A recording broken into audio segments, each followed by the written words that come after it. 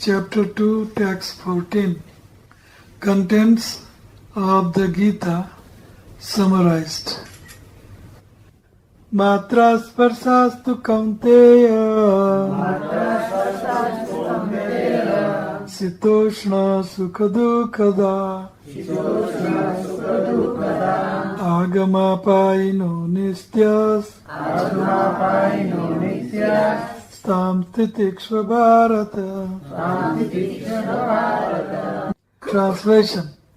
O son of Kunti, the non-permanent appearance of happiness and distress and their disappearance in due course are like the appearance and disappearance of winter and summer seasons. They arise from sense perception.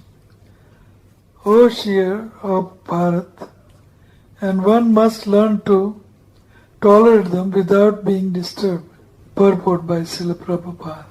In the proper discharge of duty, one has to learn to tolerate non-permanent appearances and disappearances of happiness and distress. According to Vedic injunction, one has to take his bath early in the morning, even during the month of Magh, January and February.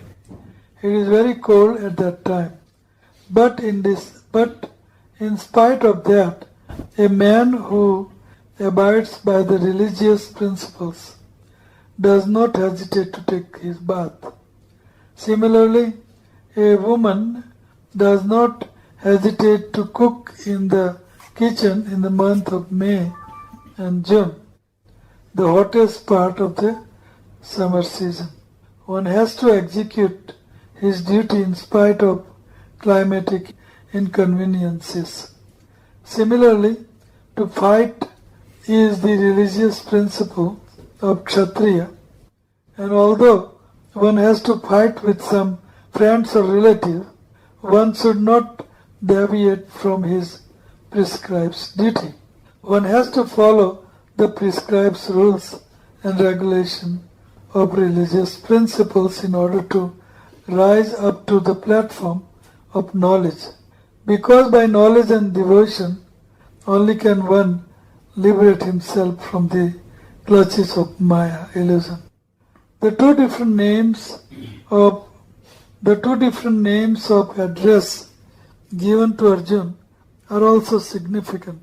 To address him as Kaunteya signifies his great blood relations from his mother's side, and to address him as Bharata signifies his greatness from his father's side.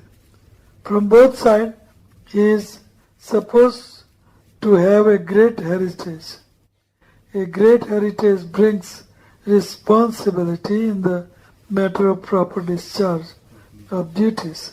Therefore, he cannot avoid fight. Matra sparsha. Matra, spars. So, मात्रा स्पर्श का अर्थ होता है हमारी 5 ज्ञानेंद्रिय है। वो ज्ञानेंद्रिय कौन सी आँख, नाक, जीभ, त्वचा, ये 5, आँख, कान, नाक, जीभ, त्वचा, ये 5 ज्ञानेंद्रिय। और ज्ञानेंद्रिय के 5 विषय हैं: शब्द, स्पर्श, रूप, रस, गंध। तो शब्द कान का विषय है, स्पर्श त्वचा का विषय है, शब्द स्पर्श रूप आँख का विषय है, रूप, रसना का विषय रस है, रसना जीभ, रस, शब्द स्पर्श रूप रस और गंध नाक का विषय है।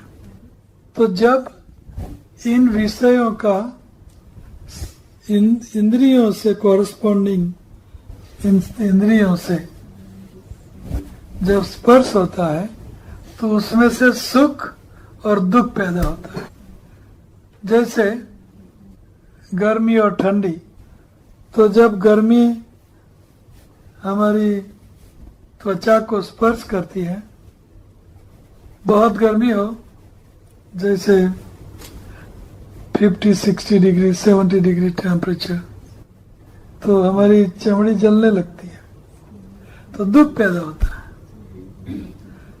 और बहुत ठंडी भी हो तो हमारी स्किन दुख देती है।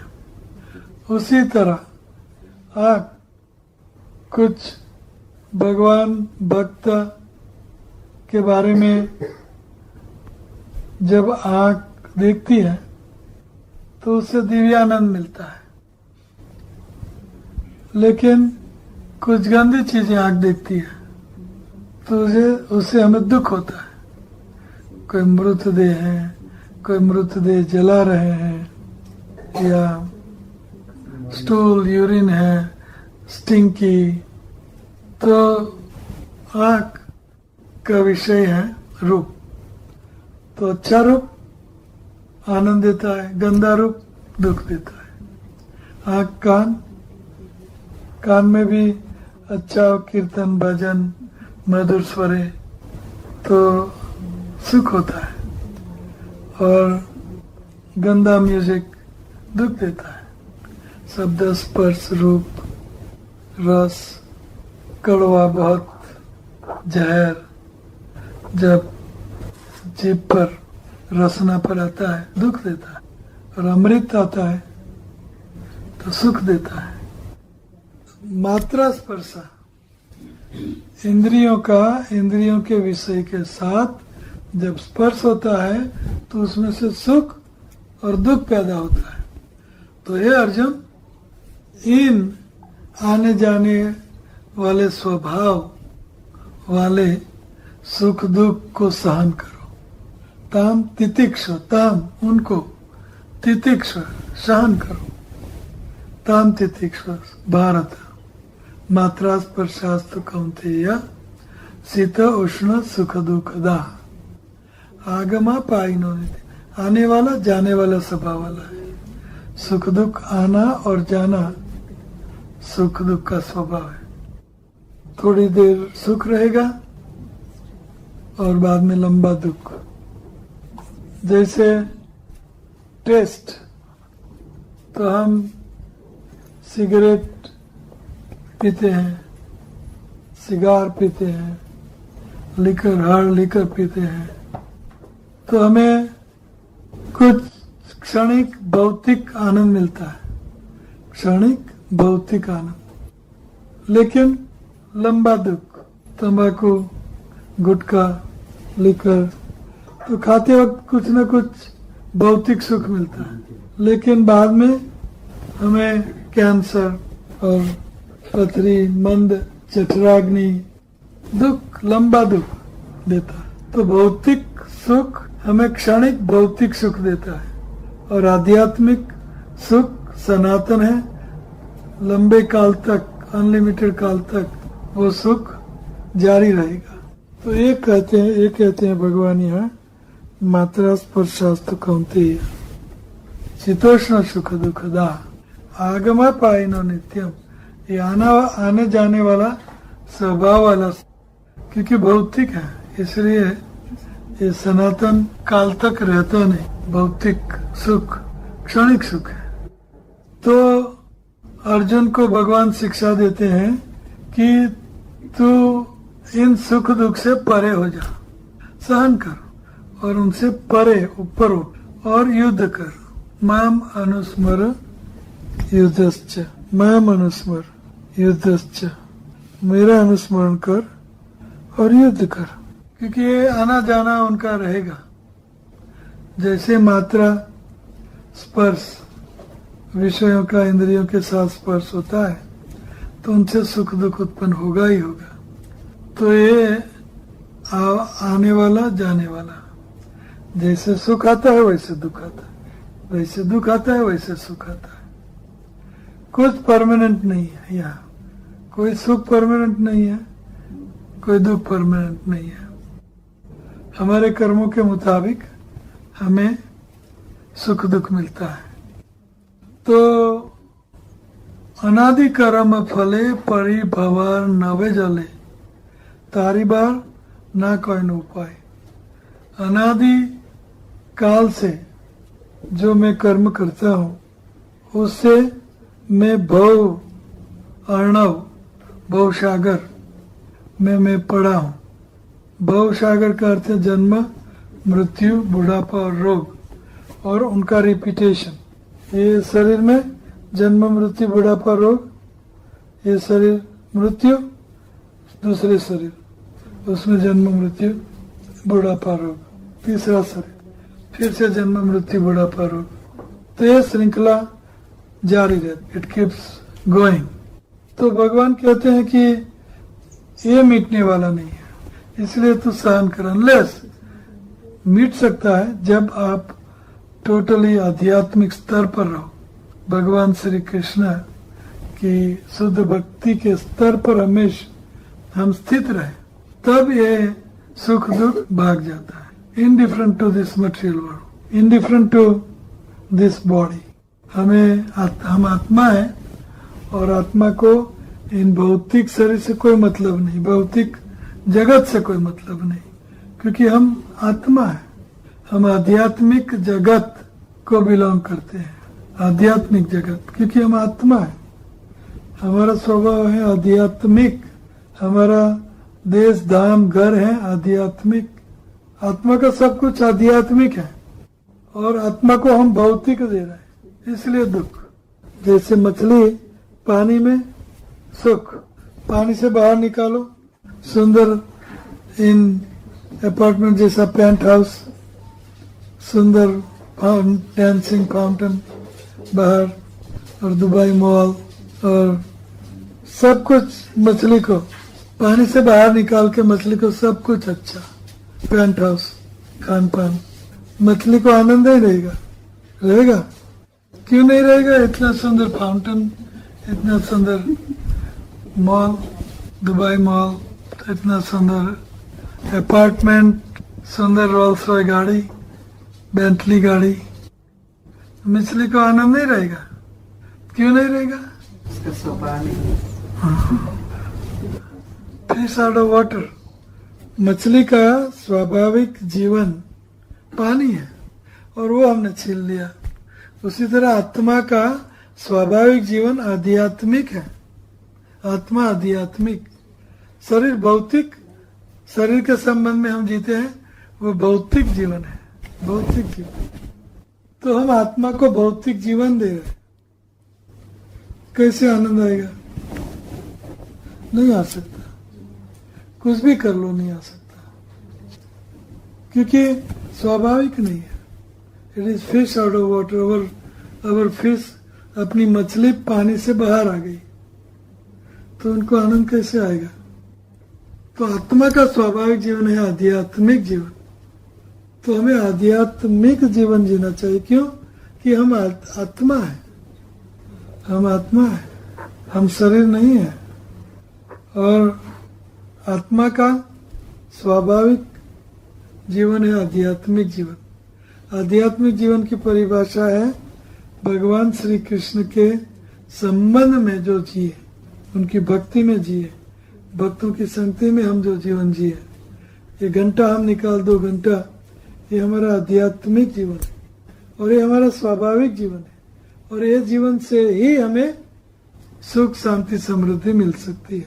दूसरा कुछ भी प्रयत्न करो, हमें आनंद नहीं मिल सकता। मात्रा स्पर्शा तो कौन्तेय शीतोष्ण सुख दुख आगमापायित नितम ताम तितिक्षु भारत। तो हम आत्मा है, इसलिए हमें आध्यात्मिक जीवन जीना चाहिए। भौतिक जीवन से हमें कोई मतलब नहीं, और ज्यादातर हम भौतिक जीवन जीते हैं, ज्यादातर। इसलिए हमारी मछली पानी से बाहर रहती है, और जब पानी से बाहर मछली रहती है दुखी दुख दुख। उसी तरह हम भौतिक जीवन जीते हैं, हम आत्मा होते हुए भौतिक जीवन जीते हैं, इसलिए हमारी मछली पानी से बाहर है और तड़प रही है। तो अपनी मछली बैक इनटू वाटर डाल दो, अर्थात हम शरीर भौतिक शरीर नहीं, हम आत्मा है, हमारा स्वाभाविक जीवन आध्यात्मिक। तो हम आध्यात्मिक जीवन जीने लगे तो सुखी सुख, क्योंकि हमारी मछली बैक इनटू वाटर। आत्मा का स्वाभाविक जीवन है आध्यात्मिक जीवन। तो आध्यात्मिक जीवन की शुरुआत होती है मुंह और टंग। मुंह और टंग, सेवन मुखे है जीवा दो। सेवन सेवा करना है, मुखे जीवा आदो शुरुआत कहाँ से होती है? जीभ और मुख। तो जीभ और मुख के दो कार्य, खाना और गाना। खाना कृष्ण प्रसाद और गाना हरे कृष्ण कृष्ण कृष्ण हरे हरे, हरे राम राम राम हरे हरे। दिस इज आध्यात्मिक जीवन, this is spiritual life. So more we chant, more happier we can become, because it is our natural life. मछली की स्वाभाविक लाइफ है पानी, जब तक मछली पानी में आनी। उसी तरह जब आत्मा आध्यात्मिक जीवन जी रहा है जब तक, तब तक आनंद नहीं आ रहा। तो भगवान यहाँ, कृष्ण यहाँ अर्जुन को मना रहे कि ये युद्ध कर। क्यों युद्ध कर? क्योंकि ये सुख दुख आने वाला और जाने वाला स्वभाव वाला है, इसलिए तांत्रिक स्वभाव, इसलिए इनको सहन करना सीखो। तो सहन किया अर्जुन ने, क्या सहन नहीं किया? युद्ध किया, इतने करोड़ों योद्धाओं को मार दिया, तो उनको इमोशनली कितना दुख हुआ होगा। अपने पीर ग्रैंड सर भीष्मदेव, अपने गुरु द्रोणाचार्य, कृपाचार्य, कजिन ब्रदर्स, सबको मारना पड़ा, तो दुख नहीं हुआ होगा? नहीं। क्यों नहीं हुआ होगा? क्योंकि वो शारीरिक स्तर पर नहीं थे। शारीरिक संबंध है, भाई ग्रैंड पापी भीष्मदेव, शारीरिक संबंध है, भौतिक संबंध है। स्पिरिचुअल संबंध यह है कि ये सब आत्माएं हैं, मैं आत्मा हूँ और मैं आत्मा को मार नहीं सकता, भिगो नहीं सकता, वायु से सुखा नहीं सकता, अग्नि से दाह्य नहीं किया जाता। वैसा ही आत्मा मैं हूँ, मैं आत्मा हूँ। तो ये आत्मा का स्वाभाविक जीवन है आध्यात्मिक।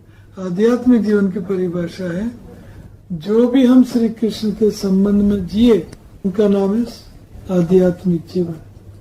जो भी कृष्ण को अर्पण करके हम जो खाएं, if you offer everything to Krishna, जो भी भगवान को भोग लगाए हुए खाएं, तो वो आध्यात्मिक खाना। तो भगवान ये शिक्षा दे रहे हैं इस श्लोक में कि भौतिक छोड़ आध्यात्मिक अपना। और आध्यात्मिक क्या है? परमात्मा श्री कृष्ण के संबंध में जो भी चीज कनेक्टेड, तो वो आध्यात्मिक है। तो मात्रा स्पर्शास्तु कहते शीतोष्ण सुख दुखदा। मात्रा स्पर्शा सुख दुखदा, मात्रा स्पर्शास्तु कहते शीतोष्ण सुख दुखदा। आगमा पाइनो नित्यम, ये सुख दुख आना और जाने वाला स्वभाव वाला है। आगमा पाइत्य नित्यम ताम तितिक्षु भारत। इसलिए अर्जुन, तो इनको सहन करना सीख। सहन करना ही चाहिए। तो हमें भी साहित्य में बनना है। अमानी न मान देना कीर्तनीय सुधारे। सहिष्णु, most tolerant than a tree, more humbler than a straw in the street. So, ताम तितिक्ष भारत। अगर हम भौतिक जीवन, भौतिक कनेक्शन रखें, तो फिर सहन करना सीखना पड़ेगा। We have to tolerate it. अगर टॉलरेट नहीं करना है, अगर ब्लिस चाहिए, आनंद चाहिए, तो हमें श्री कृष्ण की भक्ति सेवा में लगना होगा, क्योंकि ये आध्यात्मिक क्रिया है। Whatever we do in connection with Krishna is total spiritual. आध्यात्मिक चीज की परिभाषा ये है कि जो भी श्री कृष्ण से संबंधित है उनको आध्यात्मिक कहते हैं। तो दैट मीन्स हमारे पास जो भी है कृष्ण से जोड़ दो। मन है कृष्ण से जोड़ दो, बुद्धि है कृष्ण से जोड़ दो, शरीर है कृष्ण से जोड़ दो, धन दौलत सब कुछ कृष्ण से जोड़ दो, फैक्ट्री जोड़ दो। तो ये सब चीजें हम जो जोड़ते हैं वो आध्यात्मिक हो जाती, वो दुखदायी नहीं होती। तो हमें जोड़ना है, तोड़ना नहीं है, हमें जोड़ना है। सब कुछ जोड़ते चलो, भगवान कृष्ण से जोड़ते चलो। शरीर मन मानस देह गेहो यो किचु मोरे अर्पिलु तुया पदे नंद किशोर। मार भी राख भी यो इच्छा तुम्हारे नित्य दास प्रति तुया अधिकार। मारो या राखो आपकी इच्छा। भक्तिविनोद ठाकुर हमें शिक्षा देते हैं कि सब कुछ कृष्ण से जोड़ दो, बस आध्यात्मिक जीवन की शुरुआत हो गई। कृष्ण से जोड़ने से कृष्ण लेके भाग नहीं जाएंगे। कृष्ण को जो भी हम जोड़ेंगे कृष्ण उनको आध्यात्मिक दिव्य बना के हमें वापस हमारे भोग के लिए प्रसाद के रूप में वापस देंगे। तो ये शुरुआत है आध्यात्मिक जीवन की, और हमें आध्यात्मिक जीवन जीना चाहिए जिससे हमारी फिश बैक इनटू वाटर, मछली हमारी पानी में फिर से पानी। जैसे प्रभुपाद जी उदाहरण देते हैं कि हम आत्मा है, भगवान कृष्ण के अंश हैं, इसलिए उनकी सेवा पूजा करनी ही चाहिए। तो इसलिए कि we are like a bird, हम आत्मा पंछी जैसे हैं और ये शरीर केज है, गोल्डन केज। तो हम हर रोज ये शरीर की देखभाल करते रहे, लेकिन आत्मा की कोई चिंता नहीं। आध्यात्मिक जीवन नहीं, खाली भौतिक जीवन। तो पंछी मर जाएगा। पिंजरे में पक्षी हैं, उनका हम न दाना देते हैं, उनको न पानी देते हैं, न कुछ सेवा करते हैं, बस पिंजरे को चमकाना, बस सोना का बनाना पिंजरा। लेकिन अंदर बर्ड है, वो तो मर गया, तो फायदा क्या हुआ। तो उसी तरह हम आत्मा है और ये शरीर केज पिंजरा है। तो अगर हम ये शरीर का ही ध्यान रखें, शरीर को सहलाए, शरीर को सुख दे, लेकिन अंदर बैठा हो पंछी पिंजरे की हम देखभाल चमकाए, पिंजरे को चमकाए, लेकिन अंदर बैठा हुआ पंछी न दाना देना, न पानी देना, न उनकी कुछ सेवा करना, तो पंछी मर जाएगा।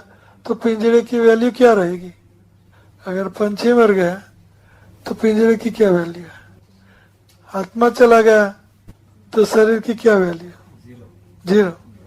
164 rupees chemical, not much more.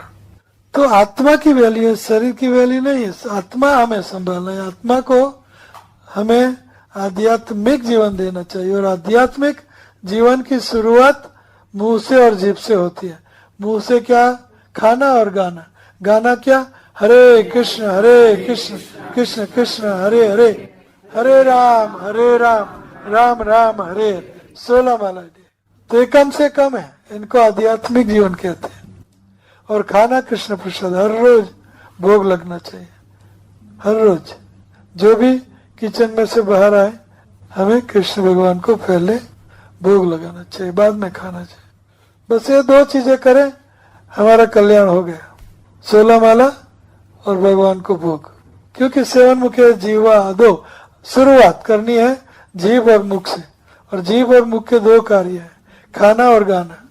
गाना क्या, हरे कृष्ण कृष्ण कृष्ण हरे हरे,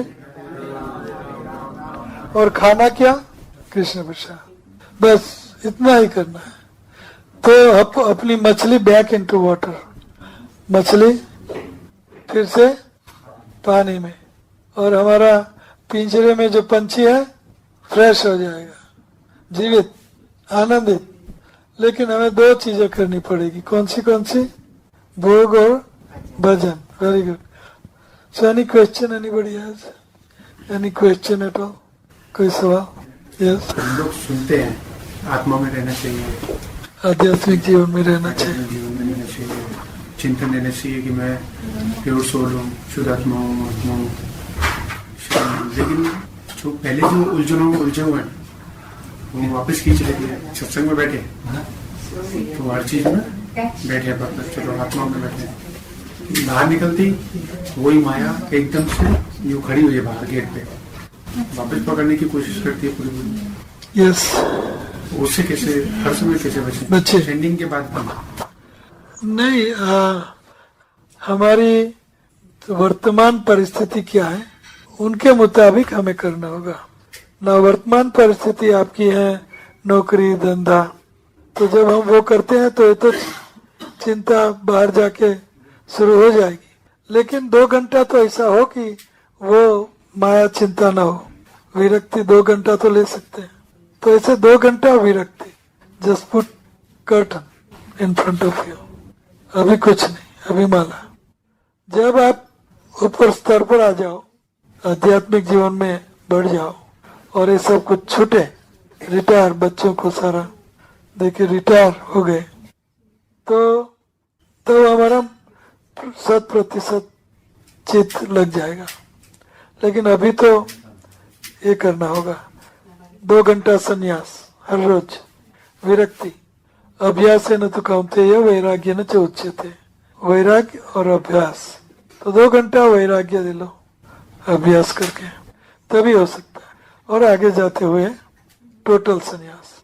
कितना करोगे, भौतिक जीवन कितना जियोगे? तो अभी तो ये करना होगा, 2 घंटा संन्यास, 22 घंटा काम, चिंता, भौतिक, और बाद में 100% संन्यास। 50 के बाद विरक्ति, 50 साल के बाद रिटायर, और रिटायर करते भगवान का भजन करना।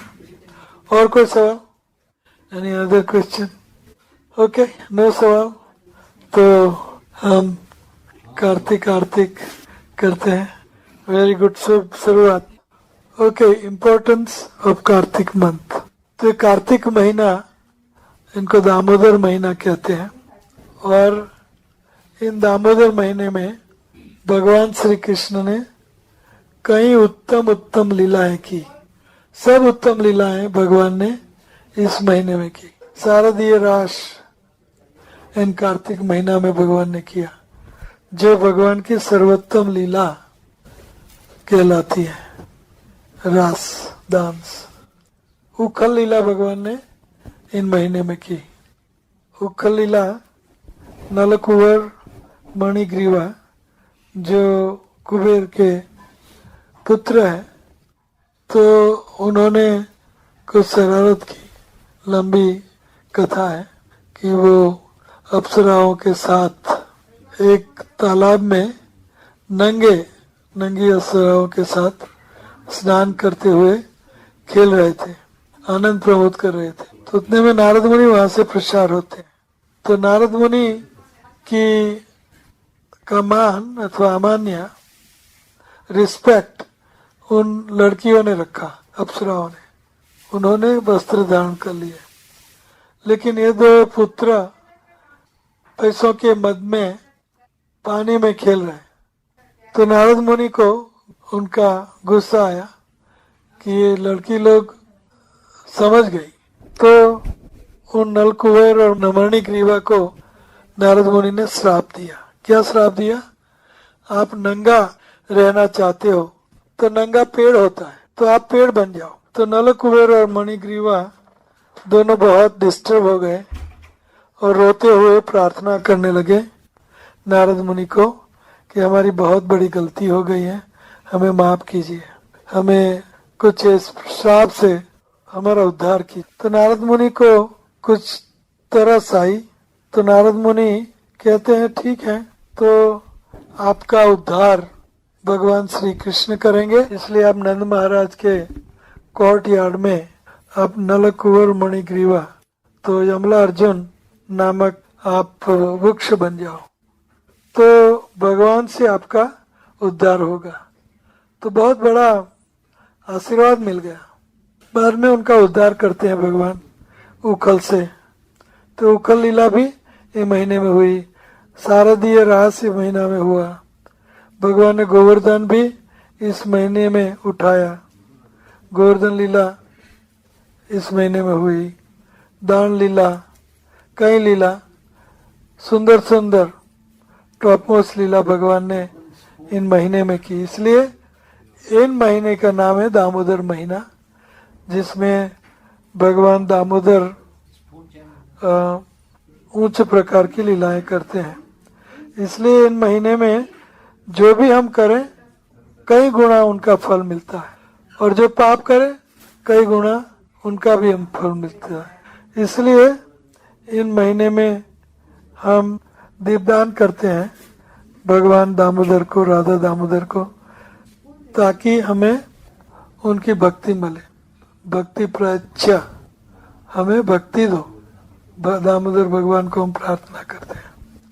तो ये महीना दामोदर महीने का महात्म्य है और कहीं व्रत करना होता है। जैसे इस महीने में कई लोग भागवत पढ़ते हैं, कई लोग 64 माला करते हैं, कई लोग व्रज में सारा महीना रहते हैं। तो हम कम से कम कुछ न कुछ प्रण लेते हैं। तो हम at least good number of rounds is 16 या तो ज्यादा राउंड्स या भागवत श्रवण ऐसा कुछ व्रत ले सकते हैं। तो ये महात्म्य है कार्तिक महीने का। और कोई सवाल? हाँ, एकादशी का अर्थ है, एकादशी 11वां दिन, 11th day of the moon, 11वां दिन। तो इन 11वां दिन को एकादशी बोलते हैं। उन दिन हमें एकादश इंद्रियों को नियंत्रित करके एकादश इंद्रियों को भगवान श्री कृष्ण की सेवा में 24 घंटा लगाएं। इनका नाम है एकादशी। अर्थात वंस अपॉन ए टाइम एकदा भगवान विष्णु राक्षस को मारने जा रहे थे। तो उन्होंने सोचा कि क्यों ना मैं एक कन्या पैदा करूं हेर से और वो उनका देखभाल कर लेगी। तो भगवान ने एक कन्या पैदा की और सुंदर स्त्री, और वो स्त्री राक्षस के साथ युद्ध करती है और राक्षस को मार देती है। तो भगवान ने उन एकादशी को उनका नाम एकादशी दिया।